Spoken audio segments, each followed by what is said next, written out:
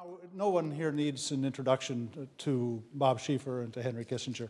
You know Bob, the quintessential media journalist in Washington.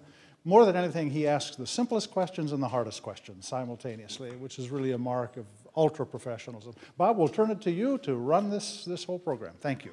Thank you very much, Dr. Hemry. And it's really fun to be here and to have this association with CSIS, and it's always fun to interview Dr. Kissinger, which I've been doing since back in the, I didn't get to talk to him during the Nixon administration, but I talked to him a lot during the Ford administration, and sometimes he liked my questions, and sometimes he didn't, but we've been friends all along the way, and there's no one in American life today that I have more respect for than Dr. Kissinger. So that doesn't mean I'm going to ask you easy questions here today. So, Doctor, I kind of am known for asking the obvious questions. So everybody's been talking about you. We've been talking about U.S.-China relations today.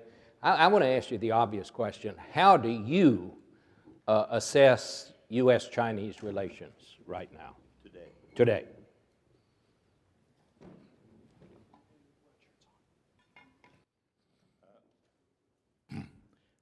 Both of our countries are undergoing potential changes. We have to face the fact that our relative position in the world is going to diminish, in the sense that we're not going to be the dominant nation, but we're still going to be an extremely powerful nation.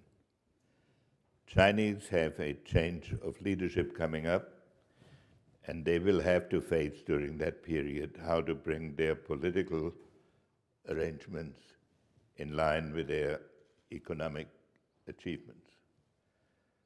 So both sides will have a temptation to use nationalistic explanations for the difficulties associated with that process. We can blame our economic crises on the Chinese, but we have to distinguish those things that are caused by our own failures from those that may be caused by the actions of others. The Chinese have to adjust, as was said in previous panels, to an international environment in which, for the first time in their history, they have to deal with an international system composed of at least some states of equal magnitude. So I think the Chinese in the last year have gone through a process in which, first feeling the impact of the economic crisis and feeling the confidence that inspired in them relative to us, of testing their power. And I think they're coming to the point of view that they need a substantial period of coexistence. We in this country, as far as the administration is concerned, I believe has also come to this view, but the internal debate about the ideological conflict with China, it's growing rather than diminishing. I don't know where we will be at the end of, say, 10, 15 years. But I believe that if we make a serious effort to deal with the unique aspect of the situation, that we have two major powers, one of which is it's rising, but two major powers who know the consequences of a conflict between them, and being at least prepared to take a look at what measures can be taken to alleviate these dangers, that then, at the end of that period, cooperation of some kind may have become habit forming. That is my objective we should... One of the goals in this book for you is to help Americans understand China's strategic thinking. What exactly do you mean by that, and help us understand? In American history, in the American experience, every problem that we have recognized as a problem has proved soluble. So we tend to segment... Has proved what? Has proved soluble. Soluble, okay. So we could, or we could overwhelm it with resources. And it has had a finite time limit that you could attach to it. In Chinese history, no problem has an ultimate solution in Chinese perception. Every solution is an admissions ticket for another set of problems. We tend to think that there is one interpretation of a situation. The Chinese tend to see the situation in a more complex way with various aspects. Let me give one example that struck me as I was actually writing this book, which is the different notions of deterrence, as I understand it. The American approach to deterrence is you identify the danger, you amass resources, and if the danger becomes acute, you overwhelm it. So it is addressed to capabilities. The Chinese approach is also to identify the danger, but then to deal with the psychological capability of implementing it. So the Chinese are more apt to take a preemptive military action, but it would be of a much more limited nature. For example, the war with India in '62, the war with Vietnam in '79, both were designed to affect the calculations of the adversary, not to achieve a total victory. In fact, they achieved whatever military goal they set and then abandoned it because they were more concerned with the psychological impact. And before that, there's been some discussion of the difference between the game of chess and the game of Go. So this would be the difference in approach. You talk a lot about China's great goal is to avoid encirclement. Is that sort of the basis of their foreign policy as you go back through history? Well, somebody when we were standing around said to me that my book is being reviewed widely by Sinophiles, by experts by sinologists. I don't consider myself a Chinese scholar. I consider myself somebody who has had a lot of experience with Chinese leaders and who has thought a lot about how they evolved their thinking. Now, the idea of encirclement arose in my mind when I wrote this book. I asked the question, why did the Chinese intervene in the Korean War? And I tried to trace what it was that made the Chinese take that decision. And like most American intellectuals, I used to think that it was the advance to the Yalu River that was the decisive element, and that was an example of American rashness that triggered a Chinese reaction. But that isn't what happened when you study it. What happened was that when the North Koreans invaded the South, And Truman, unexpectedly for the Chinese and Russians, responded by sending troops to South Korea, and then followed this up by what Truman thought was a conciliatory move, namely moving the Seventh Fleet into the Taiwan Straits and saying he was keeping both sides from attacking, the Chinese, Taiwan, and Taiwan, the mainland. In the Chinese mind, this meant that America had re-entered the Civil War, and it had put a marker down in the Straits, and it had put another marker down in Korea, and it would, as they said in their internal discussions, put another marker into Vietnam. And if they didn't give us a shocking response, we would keep that process going.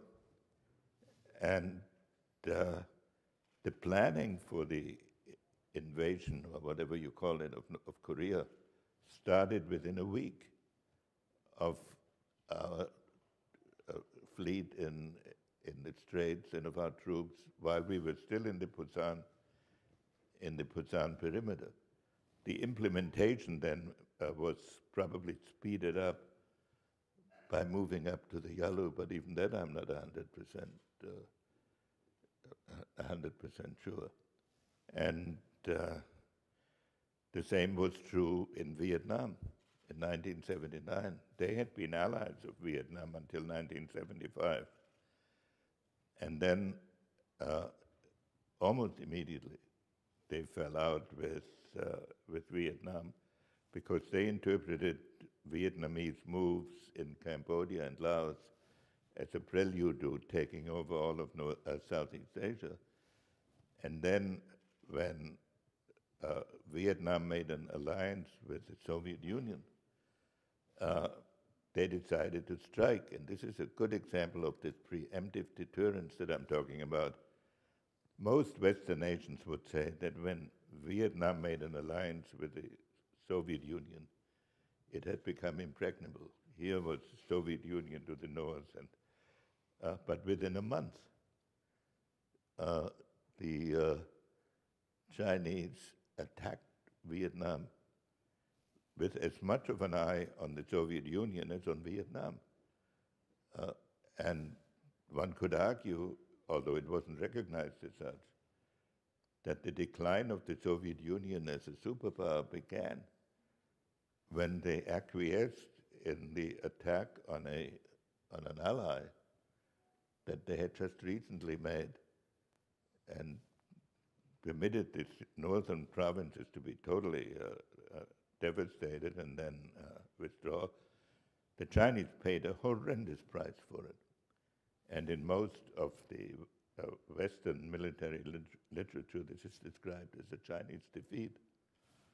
But if you look at it in strategic terms, it was from the point of view of what I call in the book offensive deterrence, it was successful. Speaking of Vietnam, in what you just said, what does that mean to how we react to China's assertive actions in the South China Sea? I mean, is there a danger that we might back China into a corner here? Well, I must say, during the Vietnam War, I mean, it's not your question, but I think one has to say this, we did not, as a country, adequately analyze the impact, the relationship of China and Vietnam. A succession of American administrations believed that Vietnam was an extension of Chinese policy and that it was all part of a grand strategy in which Moscow, Beijing, and Hanoi were working together, and nothing could have been further from the truth.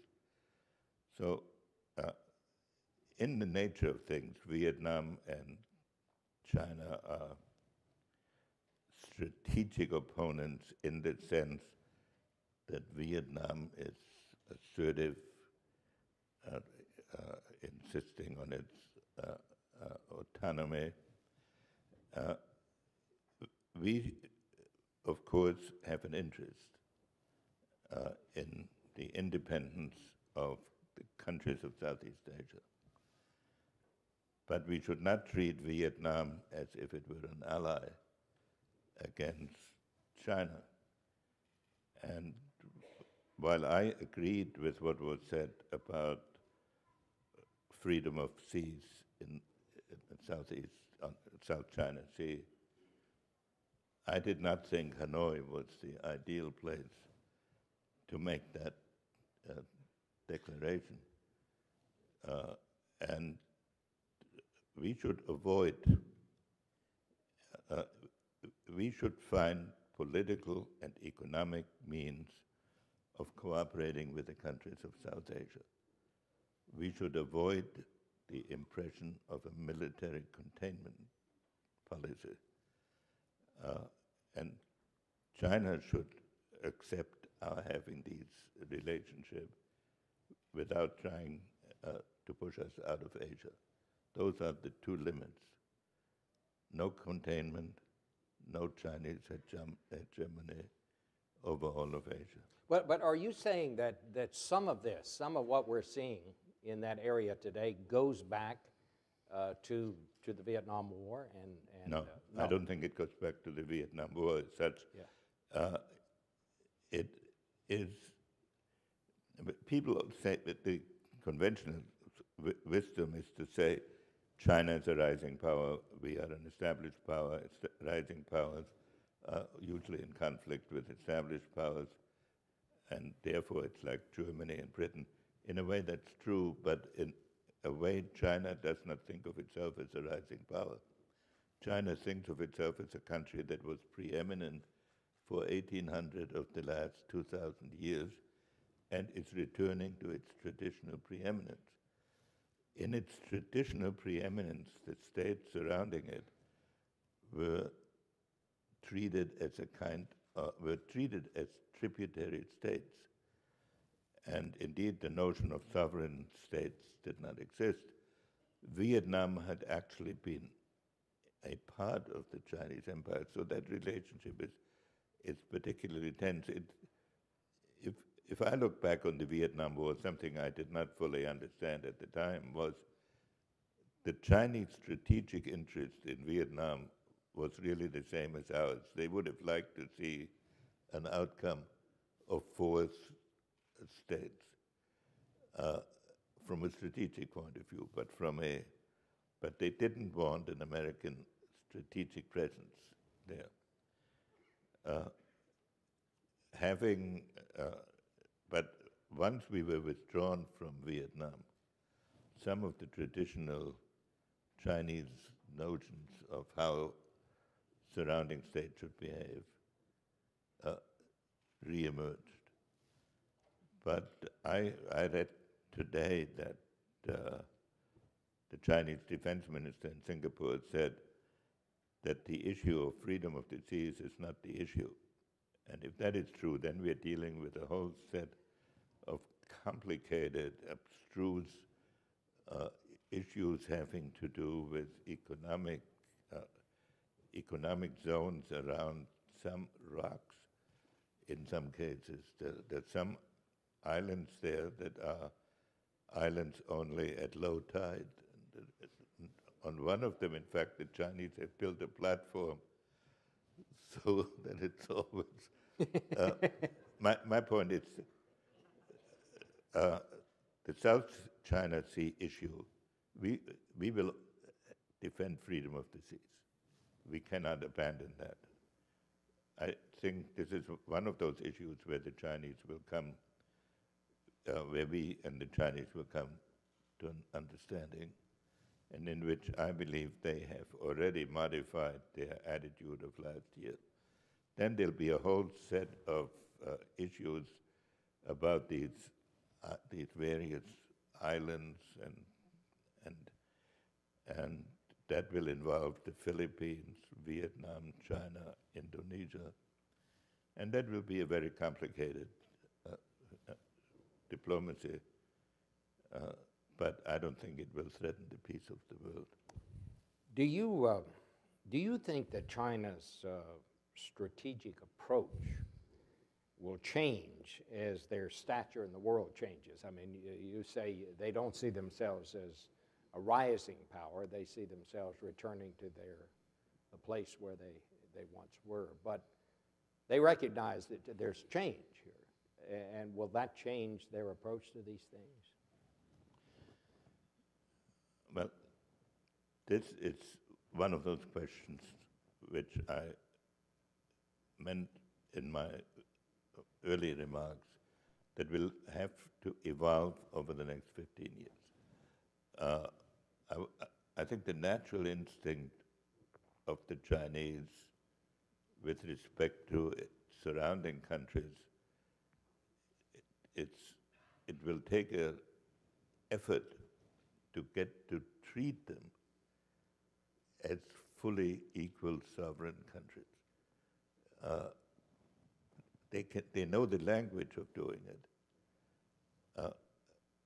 I think it will happen, and I think it's probably happening now, but the basic question is, as their power grows,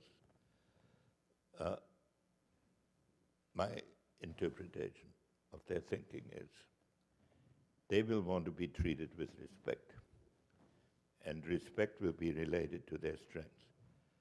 So if we keep going down internally and they keep going up, our negotiating position will be much more difficult. For any observer of China, the financial crisis of 2007 had more to do with our political difficulties than the actual issues that arose. The Chinese had believed that the Americans knew how to run the global financial system. And they had actually geared a lot of their policies to that belief. So when it became apparent that we didn't know it, not only did we lose face, if one can use that word, but also the people that had been associated with the policy of cooperating with the United States lost some of their prestige. So we cannot ask the Chinese to solve our own domestic problems for us. We have to distinguish those things they do that are remediable by decisive American or long-range American policy, and those a foreign policy, and those which we need to deal with by making ourselves truly competitive. That second part, we cannot ask for them to solve for us. What does it do to the relationship that we borrow so much from the Chinese? Has that changed the relationship? You seem to kind of suggest that perhaps it might have. Well, Because the we way need it to was, do that. the way it was until about 10 years ago, I don't think it was it was even in a way helpful to the relationship. But when a nation keeps borrowing in a profligate way and heads itself for a demonstrable financial crisis, then it means you are tying yourself to a potential wreck. It isn't that they can use the money we owe them in a strategic way, because we can then cut off their exports, and it's sort of a mutual suicide pact. But it does not enhance our capacity to convince them of the desirability of moving on a joint approach. I agree with what Spick said in the previous session, namely that the region between the Himalayas and however far west you want to go is emerging into such a state of chaos that it needs some reordering.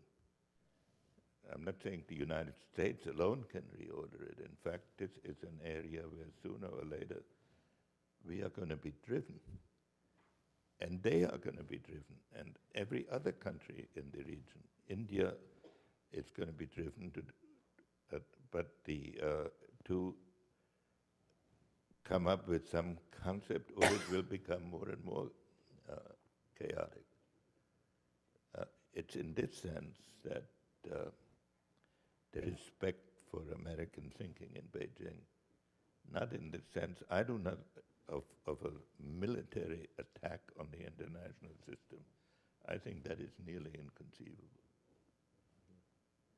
To me, anyway. Let me just ask you about North Korea and China's relationship with North Korea. Are they being helpful to us? What should we be doing that we're not doing? What would we like for them to do that they're not doing? In order to understand their position on North Korea, one has to recall what I said earlier about the Korean War, which is in Chinese consciousness a big event. No, they are not helpful to us if we mean, are they helpful to us in getting the nuclear weapons away from North Korea? They are marginally helpful, but they face this dilemma. As in a way do we, which is that the only successful thing the Korean regime has done in its long and unattractive history is to build nuclear weapons. Almost everything else domestically has been a catastrophe. Therefore, the Chinese probably recognize that the pressure required to get nuclear weapons away from North Korea is almost identical with pressures needed to collapse the North Korean regime. If one could create a North Korean regime that operates like the Deng reform system, and that gives up nuclear weapons, and that develops its economy, I think the Chinese would be delighted. But such a regime wouldn't be the current North Korean regime. And so I believe at some point there has to be an understanding between China and the United States and other countries on a Northeast Asia arrangement into which North Korea fits. And of course, South Korea has to be an integral part of this, so that the nuclear question can be solved without chaos in North Korea. What the Chinese fear is chaos in North Korea. They have to know that the nuclear weapons in North Korea are infinitely more dangerous to them than to us. And we have not yet found the right way to talk to the Chinese about this, nor have they found the right way to talk to us about it, because there are too many inhibitions on both sides. But it seems to me, I think you hit the nail right on the head there, and I think that's what causes a lot of Americans to just wonder about this answer. They don't seem to be as worried about nuclear weapons in North Korea or in Iran, for example, as we are. And are they or are they not?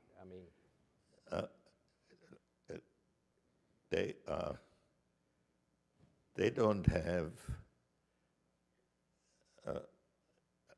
the cosmic view on proliferation that we have. I agree with the administration that the proliferation of nuclear weapons is one of the gravest dangers that the world faces. The Chinese look at it more from a local strategic point of view. I've described the Korean issue. On Iran, they went along with us on the last sanctions.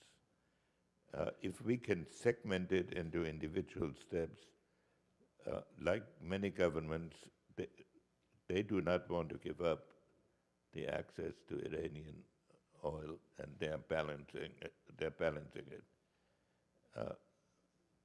But in the long run, they will face the question, they'll have to face the question of a chaotic Middle Eastern region. But it would be a big change in their historic approach. Obviously, they're playing a larger role in the Middle East. But Are let they me say not? one Oh, other go thing. ahead. I'm They sorry. will not do it. When I talk to people in Washington, they always say they are not helpful to us.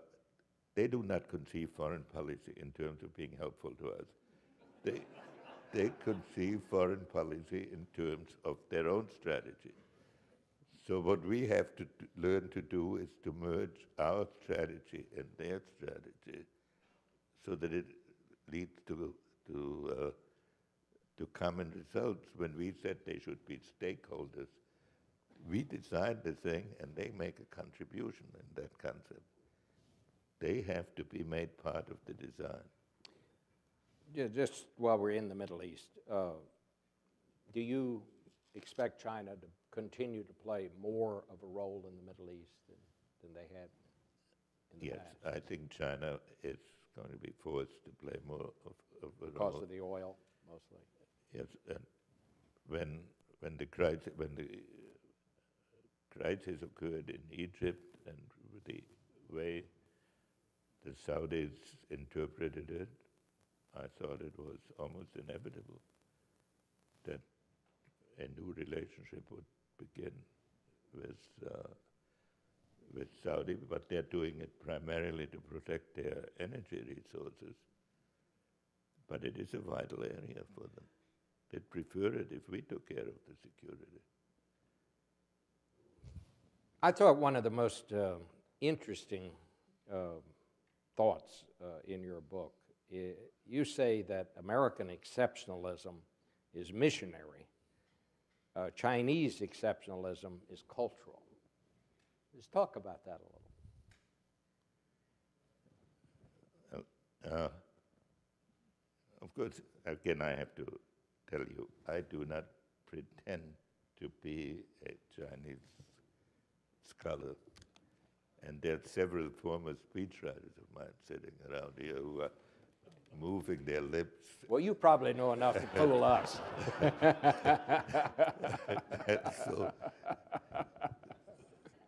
So with these qualifications, let me make my... Americans believe that our values are universally valid and can be applied by anybody, by any society. And moreover, that we can teach any society to adopt these values. And finally, that the prospects of peace are enhanced if we accomplish this task. The Chinese believe in the superiority of their culture, the uniqueness of their culture, and they are delighted and proud if you respect it. But there's no way you can become a Chinese. It is not if you are not part of the Chinese culture and born into the Chinese culture, you cannot become one. So it's hard to imagine Chinese armies intervening somewhere to make Chinese culture or Chinese governing principles. That is not a Chinese way of thinking. The Chinese way of thinking is that the majesty of the Chinese conduct and the achievements of Chinese society will inspire respect, which leads to a cooperative action. But it's not one that they have historically attempted to bring about by military force. They'll use military force if they feel themselves threatened, and ruthlessly. But it's hard for me to visualize a Chinese military strategy designed to back up a Chinese world government, even in the name of universal peace. So, you talked in the beginning about how, we have to look for things that we can agree on and all of that. Do you think the two sides recognize how dangerous a rivalry between China and the United States could become? Or do you think that poses a danger? What I think, first of all, I think the best thing that was done at the beginning of the relationship was not just the discovery of the importance of the relationship, because that was sort of going to happen, even though we may have done it faster. The best thing was that we sort of put aside all the technical issues that had impeded previous discussions and said, let's talk about fundamentals. What are we really trying to do? And luckily, since there had been no diplomatic relations, there was no agenda to impede it. So if you read the transcripts of the first years of conversations, they were almost like college professors discussing, but it had the advantage that a concept formed. Now, to talk about the current situation, from my knowledge of both governments, and having talked to both leaders now, for the importance of what I've said is recognized. I don't think there is anyone who says it is not important. In the government, there are several confrontational people outside.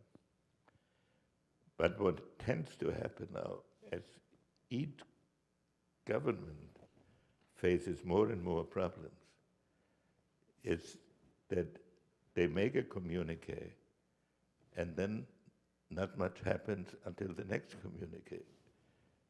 What is not happening yet fully is the kind of dialogue that enables us to deal with this question of North Korea in its ultimate sense and of the Middle East in its ultimate sense. That's where the big gap is. It's not that people don't want an understanding.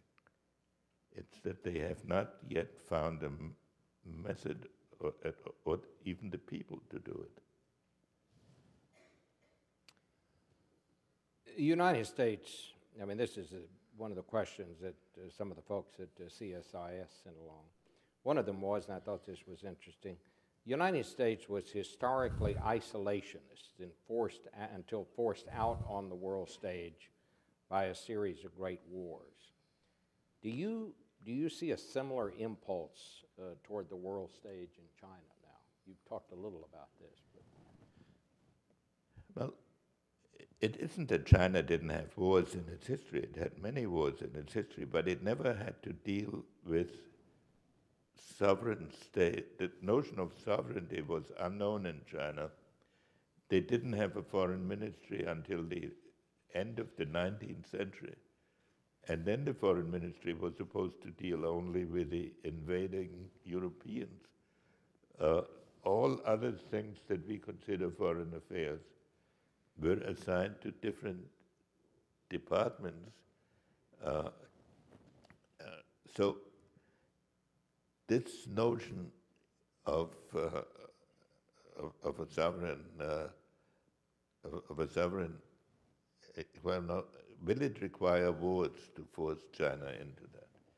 I don't think that, because the Chinese are really careful students of foreign policy and of strategy. But they undoubtedly have different interpretations now of their opportunities and of their necessities. And I would expect that the new administration that is coming into power next year in China will have to face this. The current administration, after going through the Hu Jintao administration, after going through a period that could be compared with the elbowing of the Germans before World War I, however, made a turn which the Germans never made.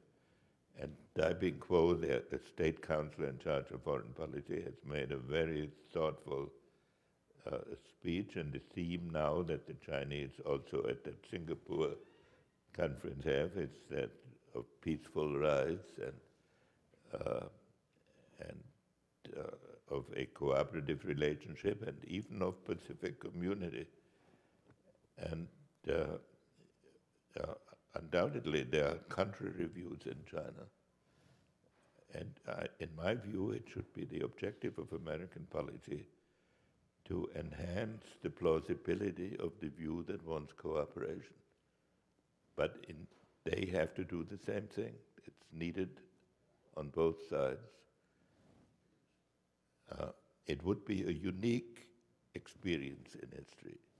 It's not usual, it's not happened before, but it also hasn't been necessary before. And I keep saying in this, not keep saying, I say in my last chapter in my book, what would have happened if the European leaders who drifted into war in 1910, from the period, say, 1910 to 14, had known what the world would look like in 1919?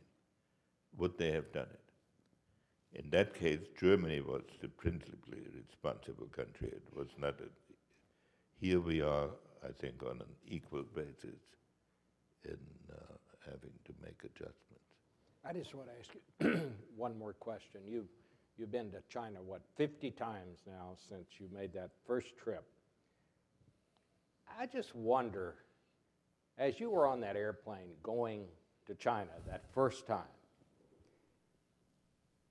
what was going through your mind? You knew this was on the cusp of something grand, but did you have any idea it would come out the way it did, and we would be here today talking about what's happened since then? Just to keep Winston Lord from rushing up on the stage and grabbing the microphone. He was my principal associate at the time, and the quality of our thought was shown by the fact that he went up to the pilot seat while I was resting in the rear of the plane so that he could say he was the first to be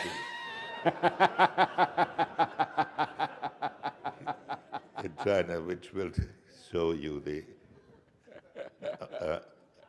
I'll tell you. I think that we knew it was a momentous event.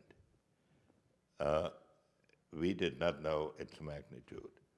We looked at it primarily in terms of three things: of balancing the Soviet Union, isolating North Vietnam, and giving the American people a demonstration that even in the middle of a divisive war, its government could come up with a comprehensive notion of peace. None of us, certainly not I, expected a China of the magnitude that had since arisen, and even after we saw it. But we were all lucky in the sense, how often in life do you get a chance to do something unique and something that you know is going to make a huge difference? If our mission had failed, it also would have made a huge difference. But the odds were that it would succeed. And just to show the Chinese style, they had sent a team of people that had to escort us from Pakistan into China, which we didn't know until we got to Pakistan. So we knew from them on the plane that this was not going to be a confrontational meeting if it was avoidable. No, it was from that point of view a great experience. But we had others.